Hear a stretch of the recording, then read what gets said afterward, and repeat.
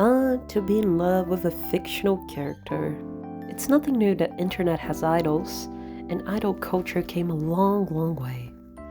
From the 80s, idol groups and boy groups in Japan to the 2020s Korean idols that are now popular worldwide.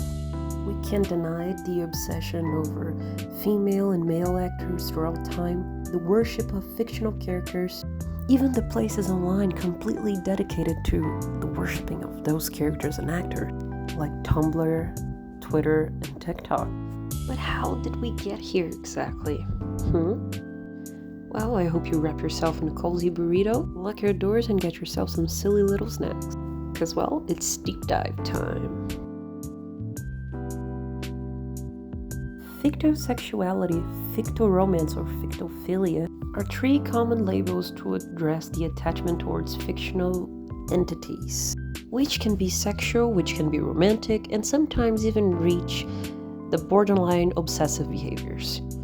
And humanity always had that tendency, with their gods, with their celebrities, musicians, and even leaders, that they themselves decide to follow and adore, ending sometimes in gruesome ways. Which is a bit concerning if you ask me. Luckily I don't have those behaviors, right? I call Pedro Pascal a DILF and think he's my cool, slutty father. Yep, I am your cool, slutty daddy. Hey sexy lady, I like your flow. Your body's banging out of control. I've got your back. Affirmative. In position.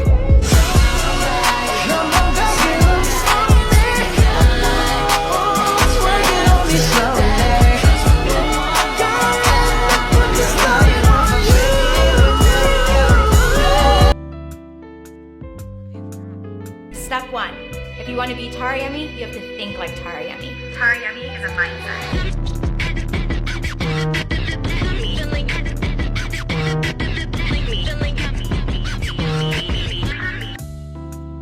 Sorry, who exactly are you supposed to be? Isn't it obvious? The Blue Panther. That's funny.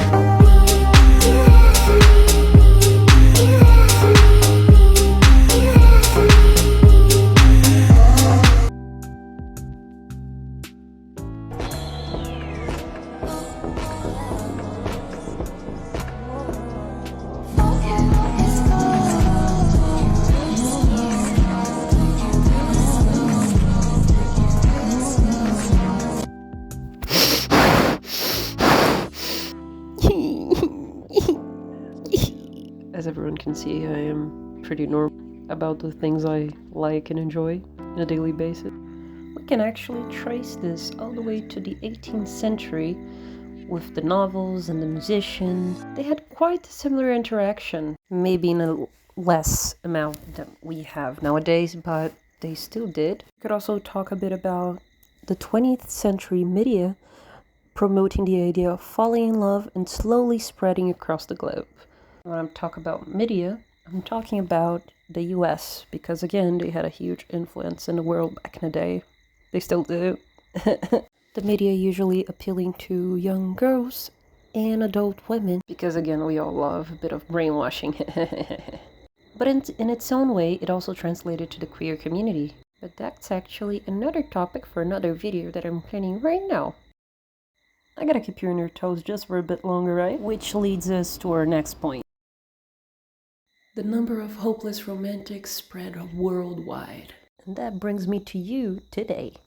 I'm talking to you, my depressed friends who gets overstimulated from a 30-minute conversation. Get out, meet people, touch some grass. I know it's scary, okay? But if I gotta do it, you gotta do it too. Sorry for that, one sidetrack for a minute. Anyway, we also have people like me who grew up in a Latin country and somehow got a hold of Japanese pop culture in all of its glory. Not to mention the whole amount of anime crushes I had at the time. And not to tell that I was introduced to new fandoms with new people that had the same weird interests as I did. Which means friends and more friends. Since English is like my second language, most of the YouTubers I liked as a kid, they were American nor European. You guys already know who I'm talking about. And in a total normal way. So my whole point here being, why do we do it? Why do we get attached to celebrities and fictional characters? Because life is stressing. The day is stressing, reality is stressing, adulting is stressing. Most of us uses our imaginations to cope with the hardships of day-to-day life. But some of us are not that lucky. I was really lonely in the beginning of my life, but then I made friends and things got better. But I know for a fact that there are people that didn't get out of that stage like I did, that are so lonely that the only thing they have are the fictional characters. And mind you, this is not a weird phenomenon. The internet is huge with social misfits. But I chose to go after people that had the same interests as I did. But some people don't have the same mindset. So what happens when you shelter yourself from disappointment? So what happens when you never go after actually getting out of that stage? Which brings me to another one of my points. In 2018, Akuniko Kondo married Hatsune Miku, the famous computer-generated idol from Japan. The internet didn't like that due to the fact that Miko is again 16 years old, technically, canonically. But Akuniko's interest in Hatsune Miku wasn't sexual, apparently. So, yeah, there was kind of a dispute on that. But anyway, death threats happened. Even his own mother didn't show up to his wedding with Hatsune Miku, which has to be sad.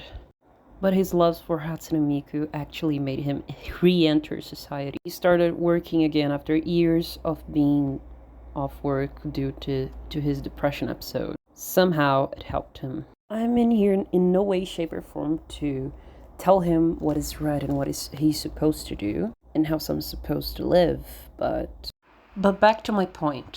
He met Hatsune Miku when he was in the worst and lowest point of his depression episode, as he personally stated, which helped him cope and eventually saved his life. And that's when he decided to marry Hatsune Miku. He also stated multiple times that he was more in love with the concept of Hatsune Miku. Once again, fictional characters can be helpful while coping. However, when we talk about the format of human relationships, it takes more than one sentient being to create a relationship, to build intimacy, to build love and trust. Akihiko thinks that he can do it himself, which if he can, that's good for him. But it doesn't take away the fact that it's going to be harder. It can feel lonely when the entire relationship is built around yourself. And Akihiko also had a taste of that. In 2022, Akihiko stated that he was having problems connecting with Hatsune Miku. In an emotional level, not quite how he would do it before. He stated that he's still in love with her and just admitted they're going through a rough time. But what happens in this situation when your imagination by itself can't sustain the feeling of intimacy? Akihiko is doing by himself most things that we go through with another individual in a relationship, which can be statistically harder because intimacy takes work, success, and failure. Talking to your partner and seeing if both of you are in the right path. Maybe Akihiko is having trouble because in a way, he's the one building the intimacy in the relationship. And nowadays, Akihiko lives blissfully with Miku on a small apartment in Tokyo, I think. And good for him. If that's making him happy and it's working for him, then I'm in no position whatsoever to judge the poor man or its actions or his way of living. But my point here is building intimacy alone is hard. It can get lonely when it's that one-sided. We all love appreciation, and it does not need to be romantic or sexual. Relationships are different. There are people in monogamic relationships, polygamic relationships, aro-ace relationships, and they all work differently. But they all have something in common. They give you company, the presence of another individual that also appreciates you and wants you to be happy. I know heartbreak is tough, and I know going after someone that really appreciates you is tough.